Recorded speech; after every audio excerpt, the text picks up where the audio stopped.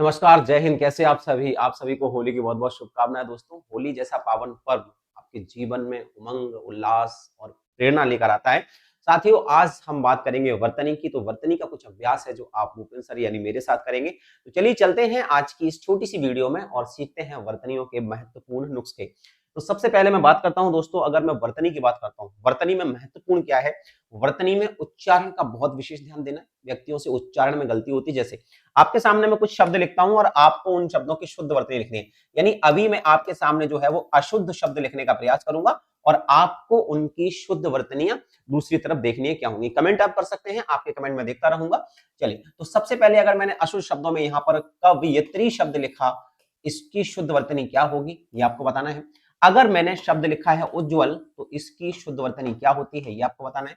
अगर मैंने लिखा है वर्तन, इसकी शुद्ध वर्तनी क्या होगी ये भी आपको बताना है। और अगर मैंने लिखा है सन्यासी, सन्यासी, तो इसकी शुद्ध वर्तनी क्या होगी ये भी आपको बताना है।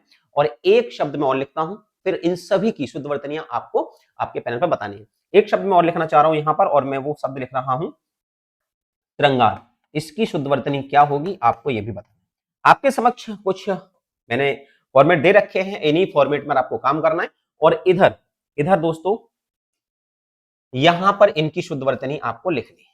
चलिए, तो यहां पर आप लोगों ने भी कमेंट कर लिए होंगे। अब मैं आपको बताता हूं, अगर कवित्री शब्द लिखा है तो ये गलत है। अगर हम शुद्ध रूप देखेंगे, अगर हम साथियों इनके शुद्ध रूप देखेंगे, तो कवित्री का जो शुद्ध रूप होता है वो कवयत्री होता है। कवयत्री शब्द होता है, ध्यान रखना, ये इसकी शुद्ध वर्तनी है। ठीक है, इस प्रकार से करना होता है। अगर उज्ज्वल लिखा हुआ है तो उज्ज्वल की शुद्ध वर्तनी क्या होती है, तो ध्यान रखना, उज्ज्वल में दोनों ही जा जो है वो स्वर रहित होते हैं और वा से जुड़े हुए होते हैं। उज्ज्वल शब्द ऐसे लिखा जाता है। वर्तन शब्द में मूलतः सभी शब्द पूर्ण होते हैं और सभी शब्द स्वर सहित होते हैं। वर्तन। सन्यासी शब्द में ध्यान रखना, समधन न्यासी से बना है और इसीलिए अनुस्वार भी आता है और आधा ना भी आता है। श्रृंगार शब्द में ध्यान रखना, रा नहीं आता, केवल श्रा आता है और श्रा में री लगा होता है, तो श्रृंगार ऐसे लिखा जाता है।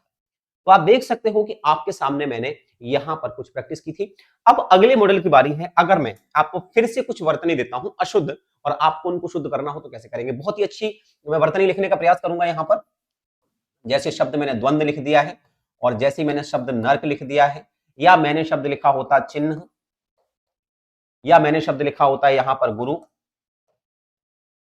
या मैंने शब्द लिखा, बहुत छोटे छोटे शब्द जो आपसे गलत होते हैं, मैं वो छोटे छोटे शब्द लिख रहा हूं। जैसे मैंने शब्द लिखा होता नुपुर, बहुत छोटे छोटे शब्द हैं जो आपसे गलत होते हैं और एग्जाम में आते हैं और आप गलत करते हो। उनके लिए आज ये क्लास आपकी है, और छोटी सी क्लास है, लेकिन ये क्लास आपके लिए बहुत महत्वपूर्ण रहने वाली है। ठीक है, तो वर्तनियों का जो खेल है वो आपको समझना होगा। ये प्रश्न आप बार बार आते हैं और इन्हीं प्रश्नों में बच्चा फंस जाता है ना।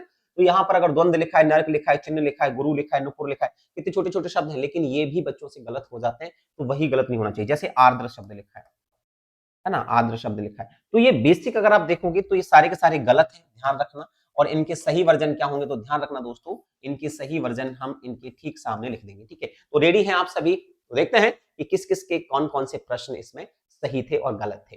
द्वंद ऐसे नहीं लिखा जाता है दोस्तों। द्वंद की जो सही वर्तनी है, या तो वो ऐसे लिखा जाएगा या फिर वो ऐसे लिखा जाएगा। ठीक है, ध्यान रखना। नर्क भी ऐसे नहीं लिखा जाता, नरक शब्द पूरा आता है, रा पूरा होगा, ध्यान रखना। चिन्ह शब्द भी ऐसे नहीं लिखा जाता, चिन्ह जो है वो हा के अंदर या तो ना विराजमान होगा या फिर हा पे अलंत होगा, और ना को जो है पूर्ण रूप से लिखना होगा साथियों। ठीक है, ये ध्यान रखना है। अगर गुरु लिखा है तो ध्यान रखना, गुरु में सारी शब्द चाहिए, लेकिन यहां पर जो मात्रा है वो सिंपल ऐसे आनी चाहिए, ना कि ऐसे, क्योंकि ये ऊ की मात्रा को दर्शाता है और ये जो है वो छोटे ऊ की मात्रा को दर्शाता है। ठीक है, नुपुर कैसे लिखते हैं, तो नुपुर में दोनों मात्राएं लघु नहीं होंगी, एक मात्रा दीर्घ होगी और पुर ऐसे लिखा जाएगा, नुपुर शब्द होता है। आर्द्र में ध्यान रखना, आर्द्र में दोनों ही दा रा का प्रयोग होगा, रेफ रा का भी और यहाँ पर पदेन रा का भी। ठीक है, तो इस प्रकार से आर्द्र लिखा जाए। तो ये थी उस वर्तनी की महत्वपूर्ण जानकारी, जो वर्तनियां आपके हर एग्जाम में आती हैं। मैंने ज्यादा नहीं, केवल 10 से 15 वर्तनी आपको पढ़ाई है, और इन्हीं वर्तनियों में से आपको अगले एग्जाम की जानकारी मिल जाती है। यानी अगले एग्जाम में इन्हीं में से कुछ वर्तनी आपको मिल जाएगी। अब आपके सामने मैं होमवर्क रख रहा हूं, आपको बताना है, ध्यान रखना, सही वर्तनी लिख के दिखाना है, कमेंट में पढ़ूंगा। आशीर्वाद की, याद रखना, आशीर्वाद की सही वर्तनी क्या होगी ये बताना है। ठीक है, ये आपके लिए होमवर्क दे रहा हूं। अहिल्या की सही वर्तनी क्या होगी, अनुसुईया की सही वर्तनी क्या होगी, ठीक है, ध्यान रखना। और यहाँ पर लिखता हूँ, केकई की सही वर्तनी क्या होगी? ये 1, 2, 3 और ये 4 प्रश्न मैं आपको एज़ अ होमवर्क दे रहा हूँ।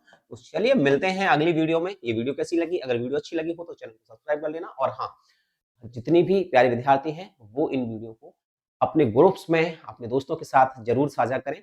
ऐसी इन्फॉर्मेशन वीडियो आपके लिए और आपके दोस्तों के लिए बहुत हितकारी होंगी। जय हिंद, वंदे मातरम दोस्तों। Thank you.